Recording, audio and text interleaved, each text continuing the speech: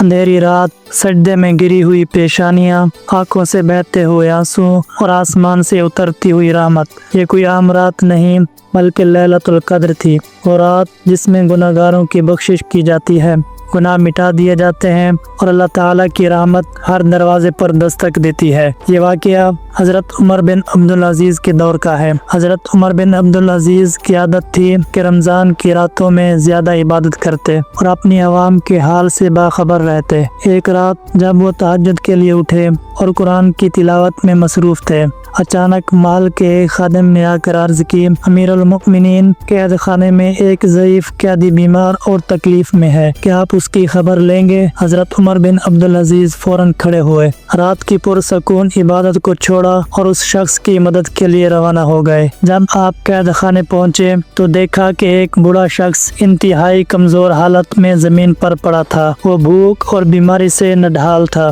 آپ نے قید خانے کے نگران سے پوچھا، یہ شخص یہاں کیوں قید ہے؟ نگران نے جواب دیا، یہ ایک چھوٹی سی غلطی کی بنا پر قید کیا گیا تھا، لیکن ہم اس کی صحت کا خیال نہ رکھ سکے۔ یہ سن کر حضرت عمر بن عبدالعزیز کی آنکھوں میں آنسو آ گئے۔ آپ نے فرمایا، کیا تم جانتے ہو کہ آج کی رات کون سی رات ہو سکتی ہے؟ یہ لیلۃ القدر ہو سکتی ہے۔ کیا ہم چاہتے ہیں کہ اللہ تعالیٰ ہمیں معاف کر دے، لیکن ہم خود اللہ کے بندوں پر رحم نہ کریں؟ آپ نے فوراً اس قیدی کو آزاد کر دیا، اس کے کھانے اور علاج کا انتظام کروا کر عزت کے ساتھ گھر بھجوا دیا۔ پھر آپ مسجد واپس آئے اور اللہ کے حضور سجدہ ریز ہو گئے، رو رو کر دعا کرنے لگے، یا اللہ، اگر یہ واقعی لیلۃ القدر ہے تو میری اس نیکی کو قبول فرما اور میرے گناہوں کو معاف فرما دے۔ یہ واقعہ ہمیں ایک گہرا سبق دیتا ہے کہ لیلۃ القدر صرف عبادات کے لیے نہیں بلکہ نیکی اور رحم دلی کے اظہار کا بھی موقع ہے۔ ہم اللہ تعالیٰ سے مغفرت کی امید رکھتے ہیں،